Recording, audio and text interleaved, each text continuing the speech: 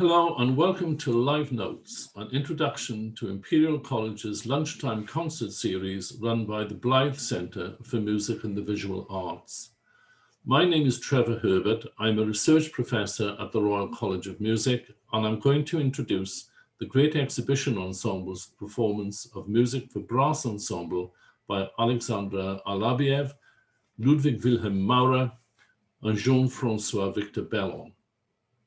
Now, none of these composers enjoys enduring status in the canon of Western art music, but each were important figures in their lifetime. So the opportunity to hear some of their works in this concert is a rare treat. But the greater pleasure, at least to my mind, is the sound world to which the concert gives us access. The Great Exhibition Ensemble specializes in performance of 19th century brass ensemble music on period instruments. They use instruments that were made in the 19th century and which have survived in working condition, or carefully made copies. The difference in the sound of these instruments when compared to modern orchestral brass instruments is striking, and you are likely to notice this from the start. To understand the peculiarities of this sound world, it is worth considering the times and places where this music was originally heard, and particularly the point in music history that was inhabited by the original performers and the instruments they played. Brass instrumentalists in the 19th century lived through a period of radical change, in which revolutionary new instrument designs were introduced. It followed that entirely new musical techniques and idioms were being formed for the playing of these instruments. As all this unfolded in the 19th century, brass players were at the forefront of a particular aspect of modernism. And the story is more complex than it is often presented. It is not properly represented simply as a story of events or successive inventions. It was more complex than that. Effectively, it was a long process. The most famous invention was the application of valve mechanisms. This allowed all brass instruments to have access to the full chromatic range of notes that the trombone with its slide had had since the 15th century. Valves were invented in the second decade of the 19th century, but the real breakthrough came when the system was perfected by Adolphe Sax in Paris in the 1840s. But other forms of mechanization had also been introduced. They all worked perfectly well, and players had got used to using the one they favored. So different designs were used concurrently: slide instruments, hand-stopped instruments, those with keys, and those with valves. The new instruments were not free of controversy. Many believed that such mechanizations interfered with the traditional noble sound of natural instruments. This is why, throughout the century, there were separate classes for valve horn and the natural horn at the Paris Conservatoire, with the hand horn, that is the older traditional instrument, being the official instrument until the early 20th century. Then there was the supply and training of players. Mechanized instruments were not developed for mainstream orchestral players. They were introduced specifically to improve military bands. Military bands at the time had a much higher cultural status than they have today, and were the major supply for trained brass players. There were also a lot of them. A survey conducted in the mid-1870s, when the first edition of Grove's Dictionary of Music was under preparation, showed there to be 53,000 professional military band players in Western Europe, and I believe that to be a conservative estimate. Players then moved from the military to work in the civilian music profession, and that is how these modern instruments became integrated into the mainstream orchestral playing. But as I've said, it was not just the instruments that revolutionized brass sound, it was also the way they were played. Both instruments and playing techniques were different to what we witness in modern brass playing. Three things may strike you as you listen to the concert. Firstly, the instruments have greater individuality of sound. The homogeneity you find in modern brass sections is largely absent. Secondly, the timbre tends to change as players move between louder and quieter dynamics. And thirdly, the sound is more focused, it is smaller, more subtle. So these are some of the things that you may want to listen for. As to the works themselves, the quintet by the Russian composer Alexander Alabiev is pleasant and lyrical. It's claimed to have been originally scored for brass, but I'm not entirely convinced that it was. I think it is a later arrangement. Alabiev was primarily a composer of songs, and I think the piece reveals that preference. The other two pieces were definitely scored for brass, and they are very early examples of their type. Morgenrus, meaning morning greeting, is by the German composer Ludwig Wilhelm Maurer, who worked for much of his career in Russia, which had very strong brass playing traditions and an equally strong cultural connection with France, where most of the developments in brass instrument production occurred. As well as Morgenrus, he wrote a further 12 very short pieces for brass ensemble. But the most substantial work in the concert is the quintet in E-flat by Jean-François Victor Bellong. Bellong became the conductor of the Moussard Orchestra in Paris, and like others, such as Berlioz, he became fascinated by the facility of these new brass instruments, so much so that he wrote several works for them.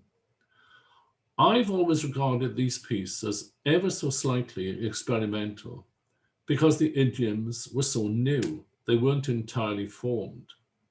But Bellon is really important because he was one of the first composers to repeatedly apply brass instruments to traditional classical chamber music genres. This is just one of 12 quintets written around 1815 for performance at the Paris Conservatoire by leading virtuosi of the time. Thanks very much for watching this video. I hope you enjoy the performance and do tune in to the Blyth Centre's other lunchtime concerts.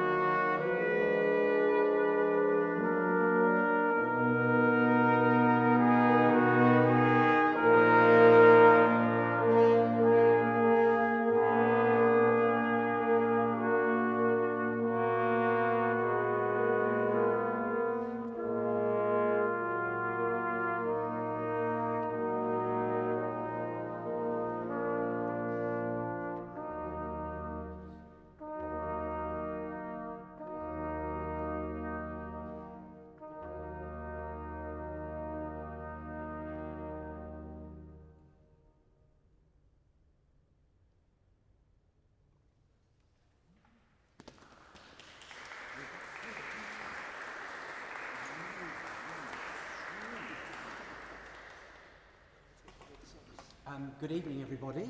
Thank you very much for coming. This is the most extraordinary thing for us.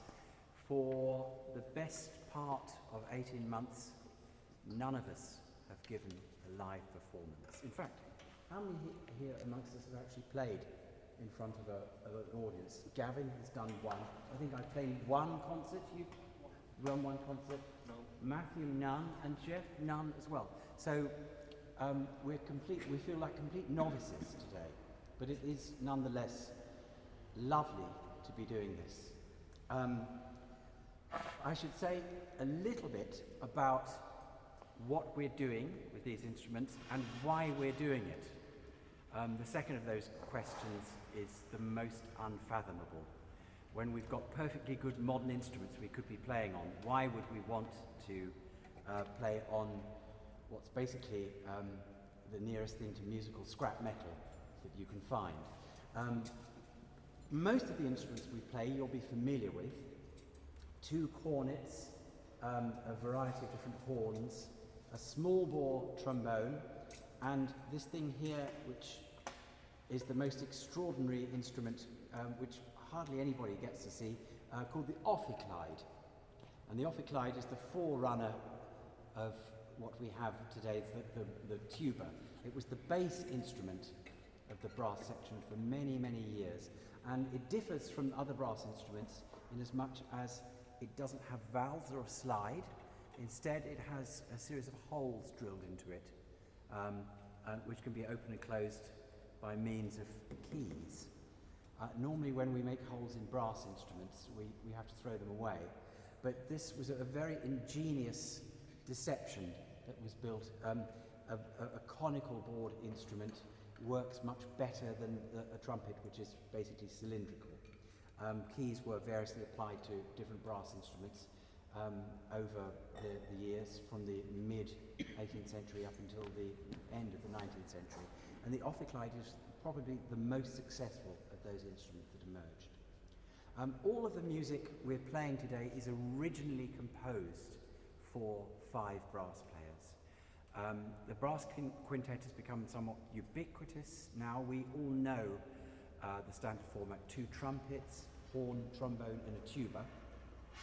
And that seems to have evolved rather rapidly in the first quarter of the 20th century. Before that, there were various different combinations of brass instruments, nearly always 5, sometimes 4, sometimes 6. And the music we have is really spectacularly, spectacularly rare, and not often played. And when it is played, it's nearly always played on modern counterparts, which, although just as valid, gives a completely different balance and colour to that which you'll hear today, we hope. We also hope that you'll find the instruments we use are slightly less overpowering than their modern counterparts. The cornet is more lyrical, a little bit softer. It doesn't have the strident edge of the trumpet.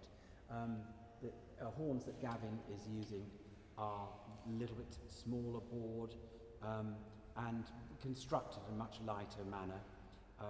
Less room for manipulating key-wise. You're stuck basically in the key that you've begun. Or have you got a double horn there? No, it's a single. Oh, it's a single horn, yes. Most orchestral musicians have different keys to choose from. So there are fewer hiding places for all of us here today. The first piece we played, the Quintet by Blyth, is linked to the final piece we're going to play, in as much as Viktor Bellong collaborated with Blyth. Blyth was born in Siberia, ended up being banished back to Siberia as he was involved in some sort of nefarious activity for a while. I believe he was implicated in a violent scene after a card game in Moscow and was banished back to Siberia. He collaborated with Viktor Bellong on operetta performances, so there's some sort of circular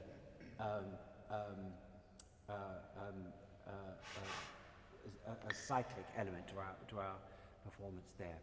So what we're now going to play is a short selection of pieces from a group of 12 pieces originally written in Russia, composed by a German, Ludwig Maurer, who was a violinist, famous violinist of his day, premiered the Beethoven Violin Concerto in Russia, the first performance in the East he gave. Curiously, he composed these 12 rather beautiful pieces for brass. We're going to play 4 of them, plus an extra standalone piece called Morgengruß. But we will play the first 4 of the Maurer pieces first, followed by Morgengruß.